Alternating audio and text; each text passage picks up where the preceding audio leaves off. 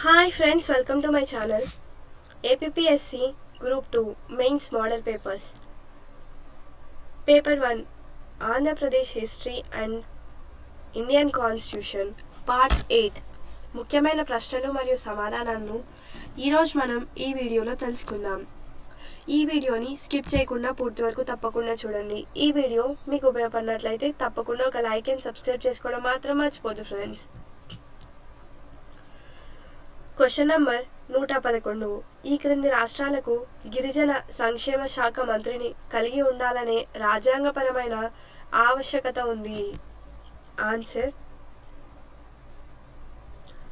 Option number C Madhya Pradesh, Odisha, Chhattisgarh మరియు Jharkhand. Question number 112. ఇచ్చిన స్టేట్మెంట్లను పరిశీలించి వాటిపై సరైన ప్రతిస్పందనను ఎంచుకోండి. ఒక వ్యక్తిని ఒకటి కంటే ఎక్కువ రాష్ట్రాలకు గవర్నర్గా నియమించవచ్చును.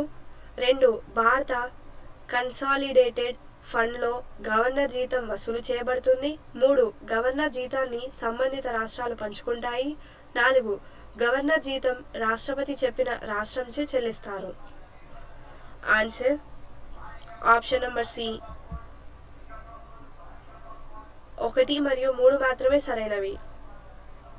Question number 113. భారత రాజ్యాంగంలోని ఆర్టికల్ 170 ప్రకారం ఒక రాష్ట్రంలోని శాసనసభ కనీస మరియు గరిష్ట బలం వరుసగా.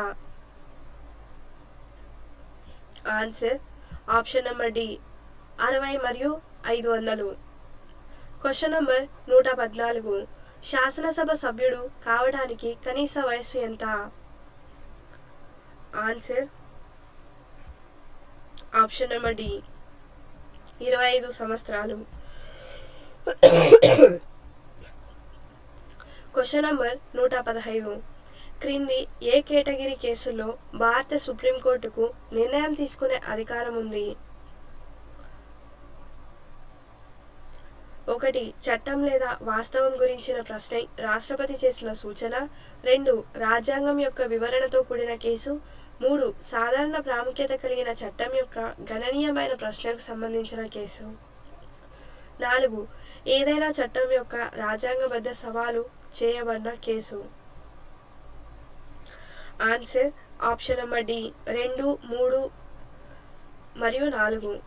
Question number 116. వాదన. న్యాయ సమీక్ష అనేది రాజ్యాంగం ద్వారా ఆమోదించబడిన అధికారాన్ని వినియోగించకుండా కార్యనిర్వాహక లేదా శాసనసభను నిరోధించే ప్రక్రియ. కారణం న్యాయ సమీక్ష అధికారానికి మూలం రాజ్యాంగంలోని article 13. Answer option number D A is false but R is true. Question number 117. భారత రాజ్యాంగంలోని ఆర్టికల్ 143 ప్రకారం సుప్రీంకోర్టు ఇచ్చిన కింది సలహా అభిప్రాయాలను సరైన కాలక్రమానుసారం ఏమిటి? 1. ఢిల్లీ చట్టాల చట్టం. 2. బెరుబరీ యూనియన్. 3. సముద్ర కస్టమ్స్ చట్టం. 4. ప్రత్యేక కోర్టుల బిల్లు. ఆన్సర్ ఆప్షన్ నంబర్ ఏ 1, 2, 3, 4. Question number 118. మంత్రుల మండలి విధులపై భారత పార్లమెంట్ నియంత్రణను ఎలా నిర్వహిస్తుంది? 1. వాయిదా తీర్మానం. 2. ప్రశ్నోత్తరాల సమయం. 3. అనుబంధ ప్రశ్నలు. ఆన్సర్ ఆప్షన్ నంబర్ డి 1, 2 మరియు 3 సరైనవి. Question number 119. భారత పార్లమెంట్కు సంబంధించి ఈ క్రింది వాటిని పరిగణించండి. ప్రకటనలు. 1. ప్రైవేట్ మెంబర్ బిల్లు అనేది పార్లమెంట్ సభ్యుడు సమర్పించిన బిల్లు. అతను ఎన్నుకోబడని భారత రాష్ట్రపతిచే నామినేట్ చేయబడతాడు. 2. ఇటీవల భారతదేశ పార్లమెంట్ చరిత్రలో మొదటిసారిగా ప్రైవేట్ మెంబర్ బిల్లు ఆమోదించబడింది.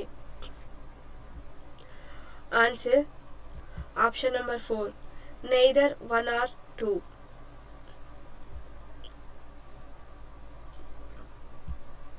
Question number 120. లోక్సభలో షెడ్యూల్ తెగలకు అత్యధిక స్థానాలు కేటాయించిన రాష్ట్రం? Answer option number D Madhya Pradesh. Question number 121. Kitchen cabinet అనే పదానికి ఉత్తమ వివరణ ఏమిటి? Answer option number A. మంత్రులుగా ఉండవచ్చు లేదా ఉండకపోవచ్చు, కానీ ప్రధానమంత్రికి సన్నిహితంగా ఉండే వ్యక్తుల యొక్క అనధికారిక సంస్థ. Question number 122. క్రింది వారిలో రాజ్యసభ నుండి కేంద్ర మంత్రులు ఎవరు? Answer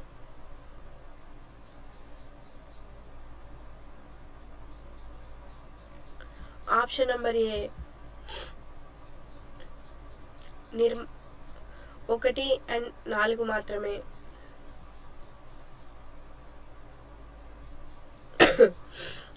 question number 123. కింది వాటిలో మానవ వనరుల అభివృద్ధి మంత్రిత్వ శాఖలో లేని విభాగం ఏది? Answer option number D. మహిళా మరియు శిశు అభివృద్ధి శాఖ. Question number 124. కింది స్టేట్మెంట్లలో ఏది నిజం కాదు? ఏ. జమ్మూ మరియు కాశ్మీర్ భారత రాజ్యాంగంలోని ఆర్టికల్ 1 ప్రకారం భారత యూనియన్లో ఒక ప్రాంతం. బి. ట్రీటీ ఆఫ్ అకేషన్ లో జమ్మూ అండ్ కాశ్మీర్ భారత ప్రభుత్వానికి కేవలం 3 విషయాలను రక్షణ, విదేశీ వ్యవహారాలు మరియు కమ్యూనికేషన్లు అప్పగించింది. సి. జమ్మూ మరియు కాశ్మీర్కు సంబంధించి ఆర్థిక అత్యవసర పరిస్థితిని ప్రకటించే హక్కు భారత రాష్ట్రపతికి ఉంది. డి. జమ్మూ అండ్ కాశ్మీర్ రాష్ట్రానికి దాని స్వంత రాజ్యాంగం ఉంది. Answer option number C. Question number 125. Puducherry భూభాగం ఈ క్రింది ఏ రాష్ట్రాల్లో విభజించబడింది? Answer option number A. Andhra Pradesh, Tamil Nadu, Kerala. Question number 126. కింది విధులను పరిగణించండి. వాటిలో ఏది comptroller and auditor general of India సిఏజికి చెందినది కాదు? Answer option number D. కేవలం 4 మాత్రమే చెందినది కాదు. Question number 127. కింది ప్రకటనలను పరిగణించండి. 1. భారత రాజ్యాంగం ప్రకారం ఓటు హక్కు ఉన్న వ్యక్తి ఆ రాష్ట్ర శాసనసభలో సభ్యుడు కాకపోయినా 6 నెలల పాటు ఆ రాష్ట్రంలో మంత్రిగా చేయవచ్చు. 2. ప్రజా ప్రాతినిధ్య చట్టం 1951 ప్రకారం నేరారోపణలలో దోషిగా తేలి 5 సంవత్సరాల జైలు శిక్ష పడిన వ్యక్తి జైలు నుంచి విడుదలైన తర్వాత కూడా ఎన్నికల్లో పోటీ చేయడానికి శాశ్వతంగా అనర్హుడవుతాడు. పైన ఇచ్చిన స్టేట్మెంట్లలో ఏది సరైనది? Answer option number D. 1 మరియు 2 కాదు.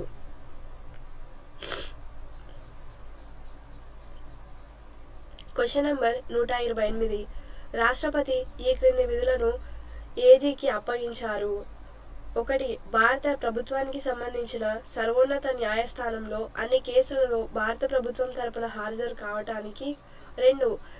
రాజ్యాంగంలోని ఆర్టికల్ 143 ప్రకారం సుప్రీంకోర్టుకు రాష్ట్రపతి చేసిన ఏదైనా సూచనలో భారత ప్రభుత్వానికి ప్రాతినిధ్యం వహించడం. 3. భారత ప్రభుత్వానికి సంబంధించిన ఏదైనా కేసులో ఏదైనా హైకోర్టులో హాజరు కావటానికి. Answer option number C. పైవన్నీ. Question number 129. కింది అంశాలను పూర్తి చేయని కమిటీ అంటారు. 1. సభ ద్వారా నియమించబడతారు లేదా ఎన్నుకోబడతారు లేదా స్పీకర్, చైర్మన్ ద్వారా నామినేట్ చేయబడతారు. 2. స్పీకర్, చైర్మన్ ఆదేశాల మేరకు పనిచేస్తుంది. 3. దాని నివేదికను సభకు లేదా స్పీకర్, చైర్మన్కు అందజేస్తుంది. 4. లోక్సభ, రాజ్యసభ అందించిన సెక్రటేరియట్ ఉంది. ఆన్సర్ ఆప్షన్ నంబర్ ఏ. సంప్రదింపుల కమిటీ. Question number 130.